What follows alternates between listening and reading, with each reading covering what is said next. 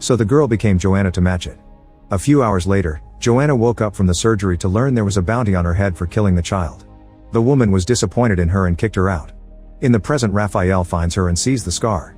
He tells her she isn't a bad person and they make their alliance stronger. In the morning, Joanna and Fernando leave the room and discover the way they came through is now blocked by a wall. While Fernando tells the others that they're trapped, Joanna investigates a vent. Marco tries opening a door and pulling some levers by their beds, but nothing happens. They search the area but there are no employees or food anywhere. Marco discovers a panel on the wall and thinks about the life in his old family home, which makes him realize what the test is. He calls the others over and shows them the lines of numbers on the panel. They need to memorize them and take them to the corresponding room, where they'll pull the levers by matching them to the codes. They must coordinate their movements and do it at the same time to make it work. By moving quickly, the teams pull the levers and successfully activate the vent, which drops some food and water for them. Unfortunately, the gate isn't open yet and the food is enough for only one person. They argue over who should get it and choose to go alphabetically to be fair, so Agata eats first. Meanwhile, Aline goes to Ezekiel's room and tries using his computer, which requires a fingerprint to access it. She picks a print off the cube puzzle and uses it on the computer, but she gets rejected. This sends an alert to Ezekiel. Aline continues to search the room until Kasia stops her and takes her away. Ezekiel calls the council and accuses Mateus to send a spy in front of the others. In the meantime, Aline analyzes the print from the cube. Back to the candidates. Every time they solve a series of numbers, the vent gives them more food and the panel resets with another quiz. The team keeps working together without issues and eventually everyone eats something, so nobody is disqualified. Ezekiel refuses to let everyone pass and decides to make a few changes. The candidates keep on working but the next 10 times they solve the panel, no food is dropped and the group is getting exhausted. An argument ensues and they decide to go to bed for now, ignoring Marco's pleas to keep going. Agata stays to keep staring at the panel, obsessing over the numbers. At that moment a bunch of food falls and the candidates run to get some as they push each other. Michelle raises her voice to stop them so they can divide the packets fairly. Marco realizes all this food means the test has changed and they need to find a way to get out. The strongest candidates break some beds and use the pieces to try to force the door open. After lots of effort, they manage to open it wide enough to put a metal bar to hold it. However, the bar is starting to bend and everyone worries about getting crushed, so Raphael crosses first. At the end of a corridor, he finds another door that is also locked, so he has to go back and drop the bad news. The working team has finished all their food because of the exhaustion, so Marco guides them to try to get food from the others. When a guy refuses, Marco gets so aggressive that he almost kills him, forcing him to hand over the food. Then Marco guides his group to steal the food from every room, sometimes making some candidates hide in tight spaces to keep order. A flashback shows he comes from a family who always won the process and moved to the offshore after letting a child behind to carry on the legacy. Marco also left a pregnant woman before joining and thinks he's some kind of elite. Fernando sees all this from afar and moves ahead to warn the other rooms. Joanna keeps searching the area and finds Agata unconscious on the floor, so she takes her shoes. Putting them on her hands, Joanna begins to climb through the vent, only to find Ezekiel waiting at the end. While Michelle, Fernando, and a few others build a barricade, Ezekiel tells Joanna that they did pass the first half of the test, but the point is to teach them the world isn't fair so they'll show their true colors. The gang continues to go after the food and Marco hits a woman with a metal bar, which makes even his own group uncomfortable. Raphael realizes the girl is dead and calls Marco out, but when he tries to punch him the gang stops him. Now Raphael has no choice but to run, and eventually he reaches the barricade. At first the others don't want to let him in, but after he whispers something in Michelle's ears, she lets him pass. Meanwhile, Ezekiel tells Joanna that the candidates started this and they must end it. He also offers some food, but if she eats it she'll be eliminated. He wants her to go back in, finish the test, and prove she deserves better. While Marco's gang breaks the first barricade, Joanna goes back and knocks out a guard with a metal bar. Then she brings out the people Marco had isolated and guides them on a counterattack. A huge fight ensues with the candidates punching and kicking each other all over the place, but Marco's gang still goes down first. Suddenly Joanna yells to make them stop and tells the people behind the other barricade to come out. An alarm starts ringing and both doors finally open, so the candidates rush to get out. An unconscious Agata, the dead girl, and Marco's gang are left behind. Marco is heavily bleeding and can barely move, but he makes an effort and crawls to the door, which is now closing. He isn't fast enough and the door crushes him. As the group makes their way out of the building, Raphael thinks about the last night with his brother. It turns out Raphael had already tried the process and failed. This year was his brother's turn, so Raphael put him to sleep with alcohol and stole his implant, taking his name as well. Then he told the rebels that he found a way to join the process again. On a garden, the participants meet Ezekiel, who says only 9% of candidates get that far. When Ezekiel goes back to the facility he's confronted by Aline, who shows him a picture of Augusto she obtained by analyzing the fingerprint. She hasn't reported anything to the council yet and offers two options. If she talks, he would be confined to the recovery and treatment center until he dies. But she will keep the secret if he finishes the year and resigns by naming her his successor. A flashback reveals Ezekiel used to be married to an examiner named Julia. Whenever Ezekiel was too stressed, Julia would gently massage his head in the water. One day during the process, Julia eliminated a candidate because she had a kid, but she didn't tell this to the other team members when they were confused by her choice. Ezekiel and Julia lived happily for another year, and when the next process started, Ezekiel asked Julia to be assistant to the leader of the process. When the rebels started a riot in the poor neighborhood, the officers shot a man by accident. Ezekiel, Julia, and Kasha watched it all on the cameras, noticing a kid looking at the officers from afar. After Ezekiel and Kasha left, Julia took a better look at the child and had a breakdown when she noticed it was Augusto. Later Julia was sent to deal with a candidate that kept complaining because she was unfairly eliminated, and the girl told Julia it was easy for her because she had everything. This made Julia snap and assault the candidate, kicking her until another employee stopped her. Afterward Ezekiel told her that working in the process may not be for her, so she should return to the offshore, making her think he wanted to get rid of her. Julia insisted she wanted to stay and there was nothing wrong with her. However, when she was alone she kept looking at Augusto's screenshot. The following year, while Ezekiel was busy with the next process, Julia kept using the computer to try to find Augusto's address. This started to affect her sleep cycle and Ezekiel became suspicious. One night Ezekiel checked the computer and discovered Julia had watched the same video 127 times. The next morning Ezekiel told Julia what he discovered and begged her to talk or he would have to send her to the recovery center. After he promised to keep the secret, Julia confessed that Augusto was her son and she felt guilty because she abandoned him to enter the process. She wanted to see him again, but Ezekiel said it wasn't possible and she had to wait for the kid to pass the process too. A few days later Julia watched the video again and finally managed to find Augusto's address, so she decided to leave the facility. Ezekiel noticed and ordered the guards to close the gate, but Julia rolled under it just in time. A desperate Ezekiel went after her, quickly catching her and carrying her back. Then he sent her to the recovery center on the offshore. That night Julia took out the printed screenshot of Augusto and finally gave up. She went to the beach and walked into the water to self-delete. The next day Nair informed Ezekiel of Julia's death, saying it was the first self-deletion in offshore history. This caused Ezekiel to start putting his head in water.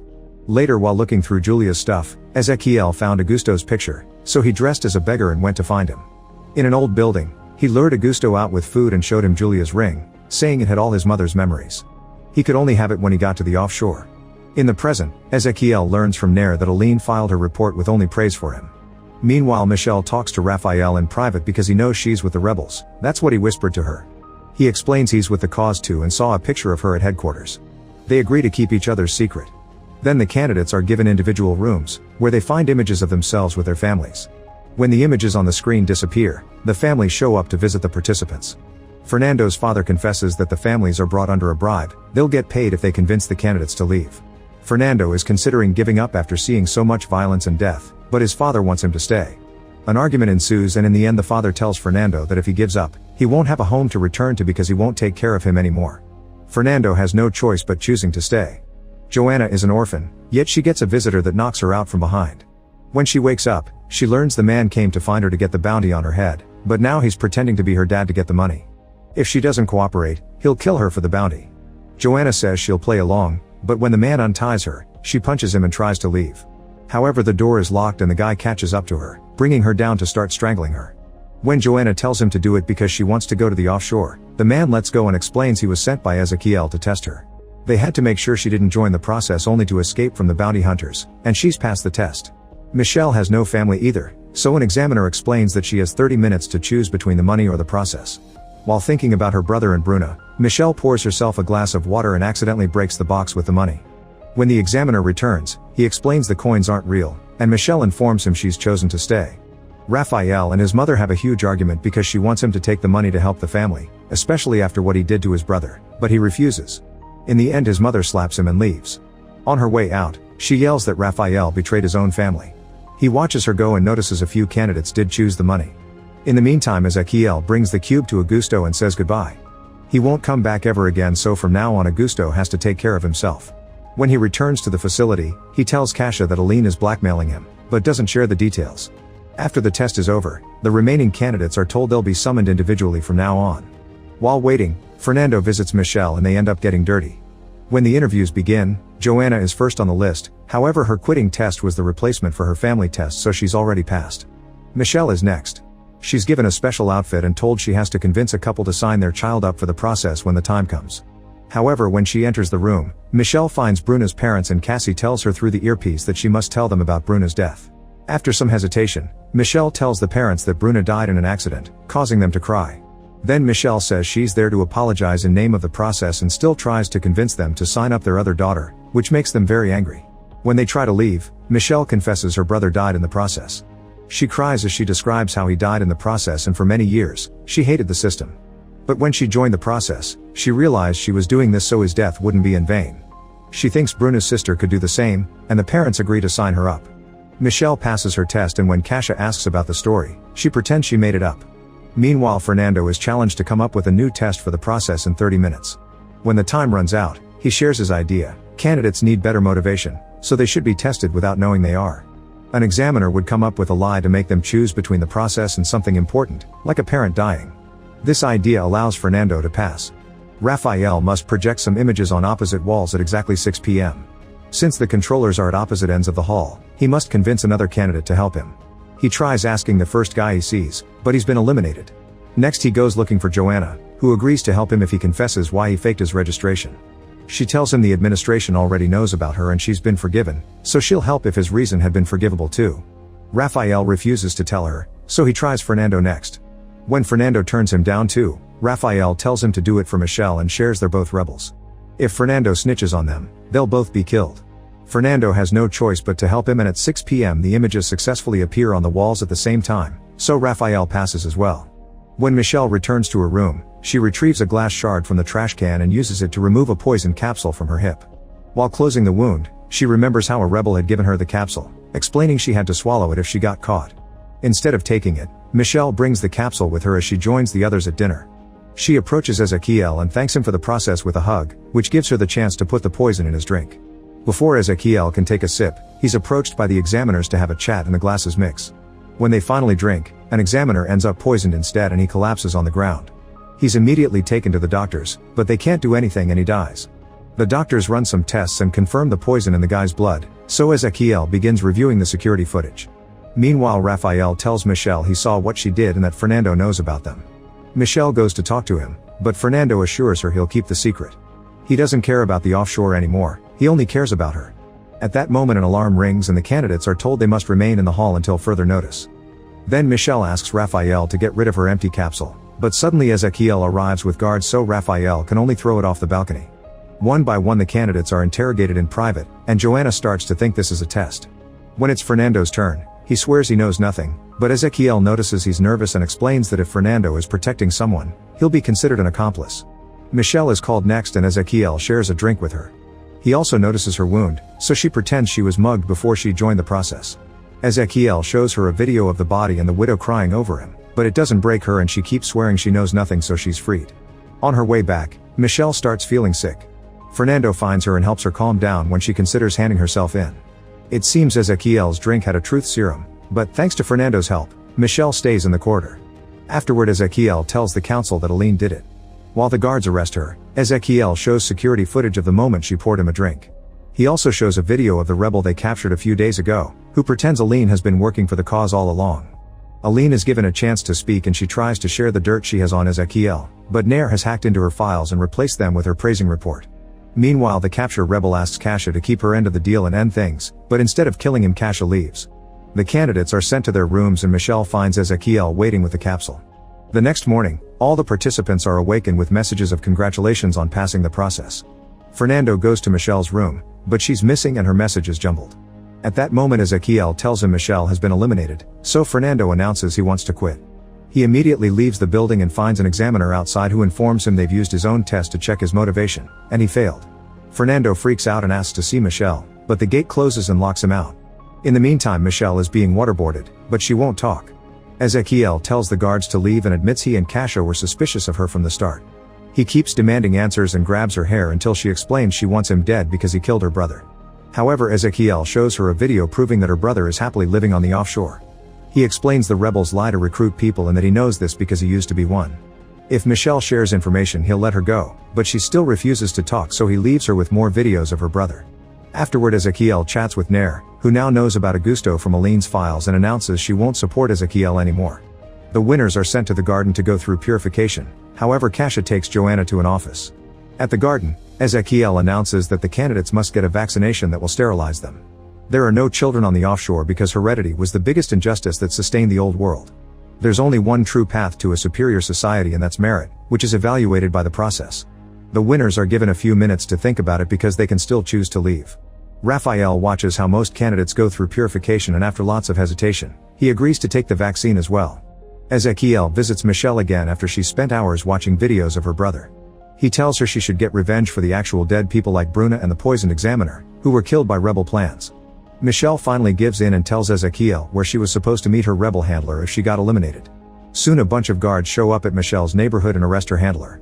Pleased by these results, Ezekiel gives Michelle the vaccine and welcomes her to the offshore, explaining only a person that has been on both sides can be certain of their convictions. She'll have to spend some time in the recovery center first, but her brother can visit her there. Ezekiel asks if there are other rebel spies, but Michelle says there aren't. Afterward, Ezekiel meets with Joanna because he has a final test for her, saying she has potential to be more than an ordinary citizen. He shows her a live feed of the man that attacked her before she entered the process and gives her the chance to kill him by just pressing a button. Joanna almost does it but stops herself at the last second, saying she isn't a killer. When Ezekiel calls her a weakling, Joanna laughs and says he's the weak one because he lost all his humanity. Then Joanna leaves the building and finds Fernando. She tells him Michelle won't come, so he agrees to leave with her. They go back to their old neighborhood and Fernando sees his dad, but leaves without talking to him. At the facility, Ezekiel keeps thinking about all the deaths and throws a bottle at the water bowl before letting the wine fall on his head. Michelle joins the other winners and soon they arrive at the offshore.